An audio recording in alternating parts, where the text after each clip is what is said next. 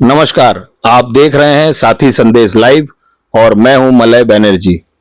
साथियों, आज हम आपको मिलाने जा रहे हैं एक ऐसी संस्था के साथ जो कामकाजी महिलाओं को लेकर उन्होंने एक संगीत, कला या हम ये कहें कि विभिन्न क्षेत्रों में जो महिलाएं घर से नहीं निकल पाती हैं या वो महिलाएं हैं जो अपनी कुछ भावनाओं को परिवार के बीच में रहकर अपनी बहुत सारी कला संस्कृतियों को भूल चुकी हैं, उन महिलाओं को फिर से पुनः स्थापित करने के लिए उन महिलाओं को जोड़ने का पीड़ा आज छोन्नो छाड़ा ग्रुप भिलाई ने उठाया है। हालांकि इस ग्रुप की जो कर्ता धर्ता है ममता जी कि ये महिलाएं समाज को एक नई दिशा देने की ओर अग्रसर हैं, जो समाज के लिए कुछ करने के बारे में सोच रही हैं। ममता जी, साथी संदेश में आपका स्वागत है। प्रणाम। ममता जी, आपका छोन्नो छाड़ा ग्रुप, आपने इस ग्रुप का नाम ये क्यों रखा? मैं छोन्नो छाड़ा ग्रुप इसलिए रखा कि जो हम लोग बचपन में गाना सीखे या ड्राइंग सीखे, कोई भी कला में हम लोग अगर सीखे हैं तो फैमिली के वजह से हो या कुछ दायित्व के वजह से हम लोग वो कर नहीं पा रहे थे, छूट गया था। अभी जैसे सबका बच्चा बड़ा हो गया है या सेटल हो गया है कहीं पर भी, तो जाके अभी हम लोग सोच रहे हैं कि कुछ करे। तो जहां जहां हम लोग बिखरे हुए थे, एक्चुअली इसका मीनिंग बिखरा हुआ है, तो वो बिखरे हुए जो साथी है उन लोगों को हम जोड़ के एक ग्रुप बनाए, तो नाम इसीलिए मैंने छोन्नो छाड़ा रखा था। आपका नाम बताएंगे? मेरा नाम पुष्पा चौधरी। आप कब से इस संस्था से जुड़ी हुई हैं? 3 साल से हो गए मुझे, जब से ये ग्रुप बना तब से मैं हूँ। आप क्या करती थी? मैं गवर्नमेंट रिटायर्ड टीचर हूँ और उसके बाद मुझे शौक था गाने का बहुत ज्यादा, तो ममता ने ग्रुप बनाया तो उसमें मुझे अपने शौक पूरे होते नजर आए, तो मैंने ग्रुप को नहीं छोड़ा। आप अपनी इस संस्था में क्या क्या गतिविधियां होती है, कृपया बताएंगे? गतिविधियां वही है, प्रैक्टिस होता है और जगह जगह प्रोग्राम होता है तो फिर जाना होता है हम लोग को। प्रैक्टिस उसके लिए कंटिन्यू करना पड़ता है और बस प्रोग्राम हमको मिलता है और फिर ममता के साथ हम लोग सब चले जाते हैं।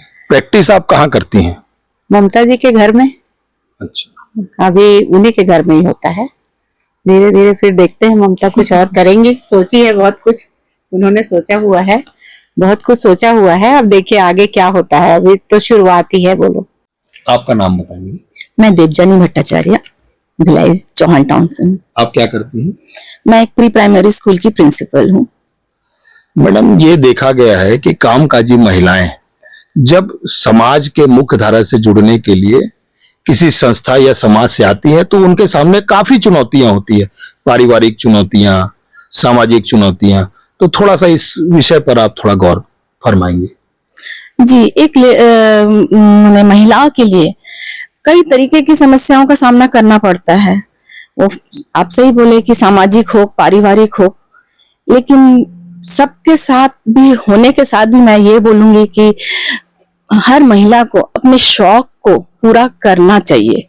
कुछ समय, चाहे वो आधा घंटा ही समय, वो निकाले अपने शौक के लिए।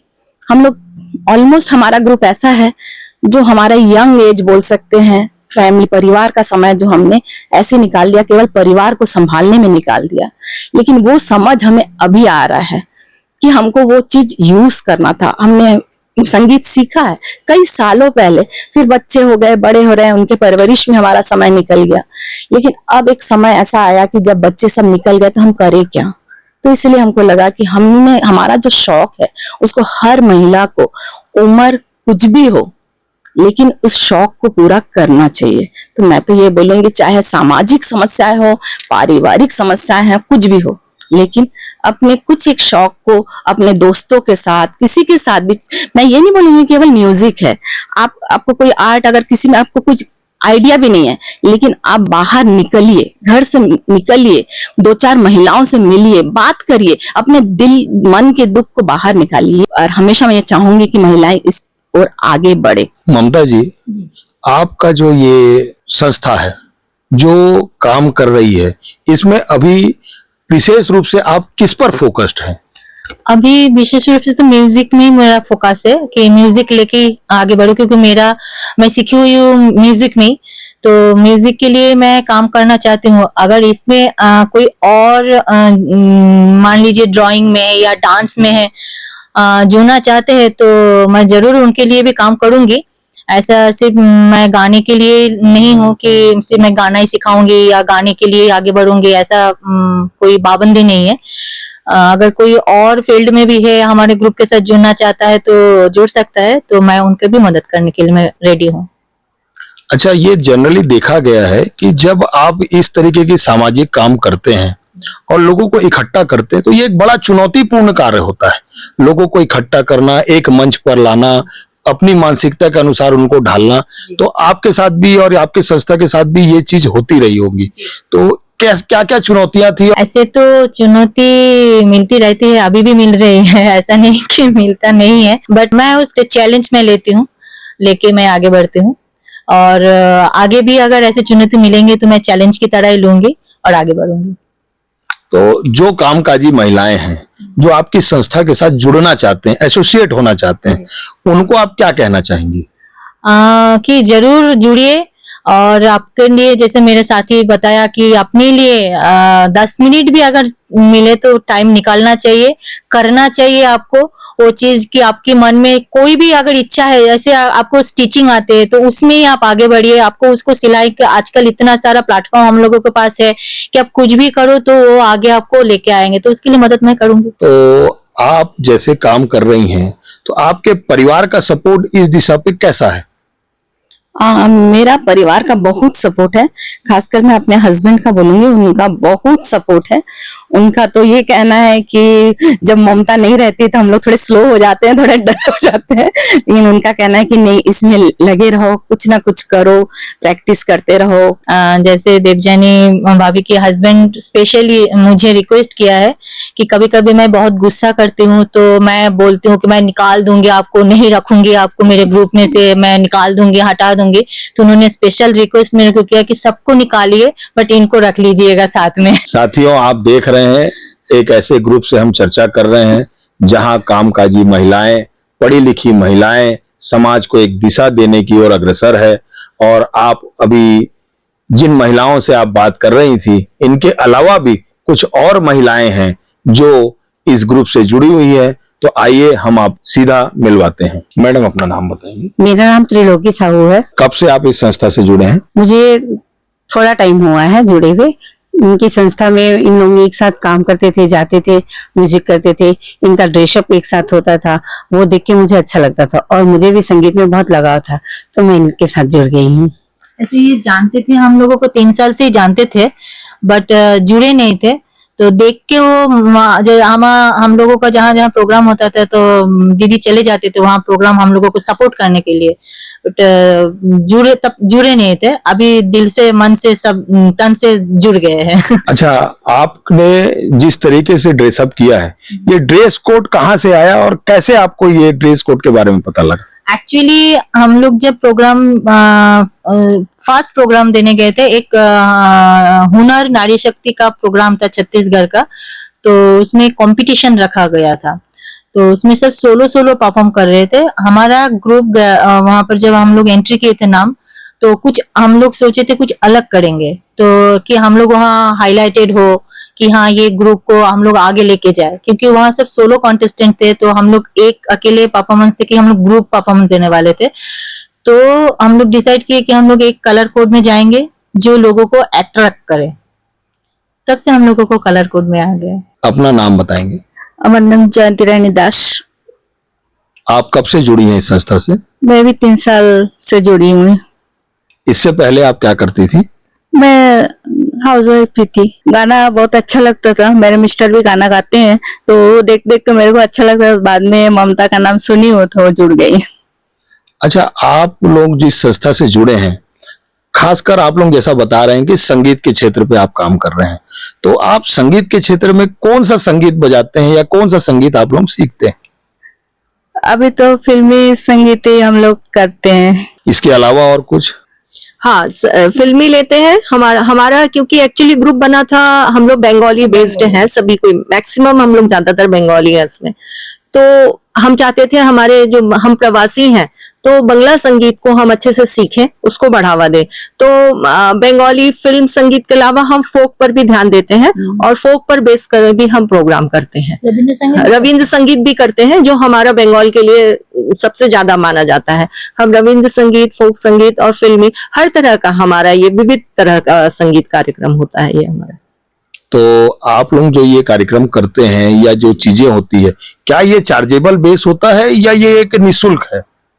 जी नहीं, ये निशुल्क है समस्त। इवन कि हमारी जो ये हमारा जो संस्था है, ये जो हम प्रैक्टिस करते हैं, जो हमारी जो ग्रुप की वो है, हम उनके घर पे ही करते हैं और वो भी कोई हमारे से शुल्क चार्ज नहीं करती हैं। सब ये पूरा हमारा प्रोग्राम सब निशुल्क ही होता है, जो भी होता है। यानी आपके संस्था से जुड़ने के लिए कोई सदस्यता शुल्क या कुछ इस तरह की व्यवस्था नहीं है। साथियों, आपने देखा जिस तरीके से छोनो छाड़ा ग्रुप एक ऐसी संस्था, जिस संस्था पे ये लोग बिना किसी लिखा पढ़ी के सबको अपनेपन से अपनी संस्था में जोड़ते हैं और उन महिलाओं को जोड़ते हैं जो किसी कारण से समाज में मुख्य धारा पे किसी दबाव में या अपने पारिवारिक कारणों को लेकर या किसी भी तरीके से जिम्मेदारियों के कारण नहीं आ पाई, उनको ये मौका देते हैं।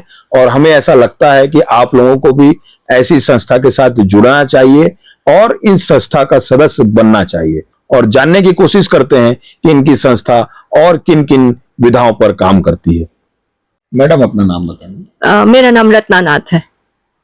मैडम, आप लोग जो काम कर रही हैं, तो एक तरह से अगर ये कहा जाए तो गलत नहीं होगा कि कला और संस्कृति को एक रूप से आप लोग उसके जो आज का समाज है, जो कला और संस्कृति को नहीं समझ पाता या नहीं जानने की कोशिश करती है, जो नई पीढ़ी, उनको भी आप कुछ ज्ञान देने के बारे में आपकी संस्था काम कर रही है। मुझे ऐसा लगता है आप लोगों से चर्चा करने के बाद आप इस पर थोड़ा प्रकाश डालेंगे।